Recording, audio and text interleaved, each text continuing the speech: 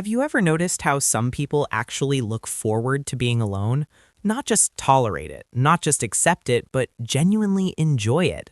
Like they cancel plans and feel relief instead of guilt. They sit in silence and don't rush to fill it. They spend entire evenings by themselves and somehow feel recharged. And maybe you've seen that and thought, is that normal? Or maybe you are that person and you've heard things like, you need to get out more, or why are you always by yourself? As if enjoying your own company is some kind of flaw that needs fixing. But here's the thing most people don't realize. The psychology of people who enjoy being alone is not about loneliness. It's about something much deeper. And once you understand it, it completely changes the way you see yourself and others. Let me show you what's really going on inside your brain when you choose solitude. Imagine this. It's a weekend evening. Your phone lights up with messages, friends making plans, inviting you out. There's noise, laughter, energy waiting for you. And yet, you pause. You think about it. And instead of excitement, you feel a subtle heaviness. Not because you dislike your friends, but because something in you just wants quiet, space, time to just exist. So you stay home. Maybe you make tea.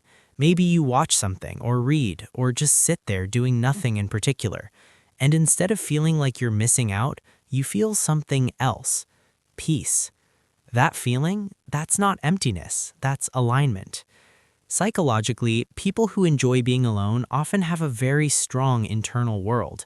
It's like their mind is not just a tool, it's a place, a space they can actually inhabit. While others constantly seek stimulation from the outside, they can generate it from within. Think of it like this. For some people, the outside world is like a loud concert, exciting, energizing, necessary. But for others, it can feel like noise after a while. Not bad, just overwhelming. And their inner world, that's like a quiet room with soft lighting where their thoughts can finally breathe. Research in personality psychology, especially around introversion and extroversion, shows that this isn't just a preference, it's neurological. Introverted brains tend to be more sensitive to dopamine, the chemical linked to reward and stimulation. So while extroverts need more external input to feel energized, introverts can reach that same level much faster, and then tip into overstimulation. In simple terms, what excites one person can exhaust another. But here's where it gets interesting. Enjoying solitude isn't only about being introverted. There's something deeper at play, something more psychological than just personality type. People who enjoy being alone often have a higher tolerance for introspection. They're not afraid of their own thoughts. And that might not sound like a big deal until you realize how many people actively avoid being alone for that exact reason. Because when you're alone, there's no distraction, no noise to hide behind, no conversations to fill the gaps. It's just you and your mind. And for many people, that can feel uncomfortable, even scary. Studies have shown that when people are left alone with their thoughts, many would rather do almost anything else than sit quietly for too long. There was even an experiment where participants chose to give themselves mild electric shocks rather than be alone with their thoughts for too long. Think about that for a second. Silence, for some, is more uncomfortable than pain. But for people who enjoy solitude, it's the opposite. Silence isn't threatening, it's revealing. It's where they process emotions, make sense of their experiences, and reconnect with themselves. It's like their mind becomes clearer when the world gets quieter. And this is where a powerful psychological shift happens. Because when you spend time alone, not out of avoidance, but out of choice, you start developing something rare, a strong sense of self. You begin to understand what you actually think, not just what others expect you to think. You notice your patterns, your reactions, your emotions. You start separating who you are from who you've been told to be. And that kind of self-awareness, it changes everything. People who enjoy being alone often become more emotionally independent, not in a cold or distant way, but in a grounded way. They don't rely heavily on external validation because they've learned to validate themselves. They don't constantly seek approval because they've already spent time understanding their own values.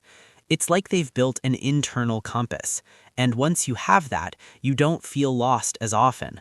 Of course, this doesn't mean they don't need people. That's a common misconception. Humans are social by nature. Connection matters. But the difference is, they don't depend on constant interaction to feel okay. They choose connection rather than chase it. And there's a big difference between those two. Now let's talk about something a little deeper, because enjoying solitude also changes the way you experience relationships. When you're comfortable being alone, you're less likely to stay in relationships that drain you. You don't tolerate unnecessary drama just to avoid loneliness. You don't cling to people out of fear. Instead, you become selective, intentional, and that can sometimes be misunderstood. People might see you as distant or hard to reach or even arrogant, but in reality, it's not about pushing people away, it's about protecting your peace. Because once you've experienced the calm of your own company, chaos becomes much harder to tolerate. There's also a creative side to this.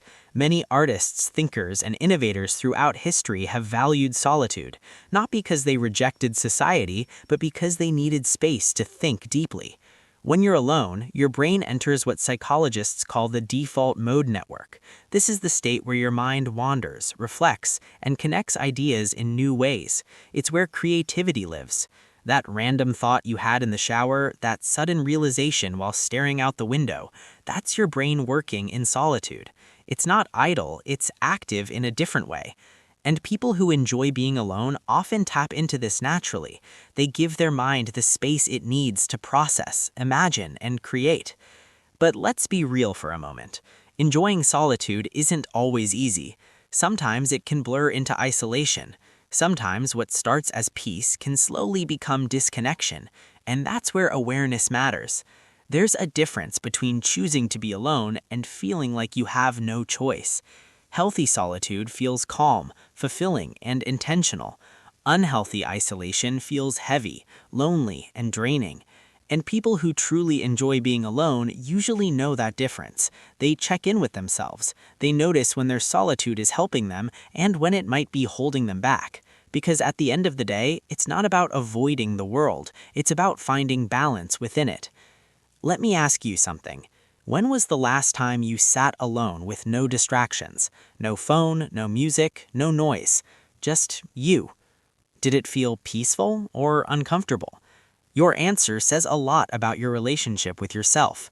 Because the truth is, enjoying your own company is one of the most powerful psychological strengths you can develop. It means you're not constantly running from yourself.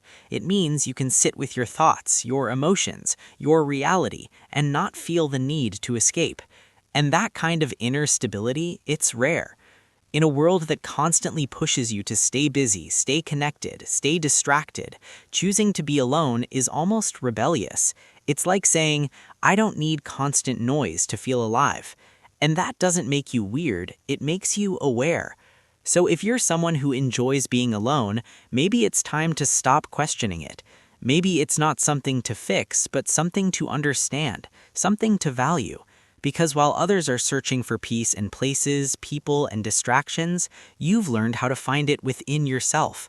And that's not loneliness. That's strength. That's clarity. That's a quiet kind of confidence that doesn't need to prove itself. So the next time you choose to stay in, to sit in silence, to spend time with just your thoughts, don't second guess it. Pay attention to it. Because in that silence, there's something important happening. You're getting to know the one person you'll spend your entire life with, yourself. And maybe that's the real psychology behind it all. If this made you think a little differently about yourself or someone you know, drop your thoughts in the comments. I'd love to hear how you experience solitude. And if you're curious about the hidden patterns behind human behavior, stick around. There's always more to explore.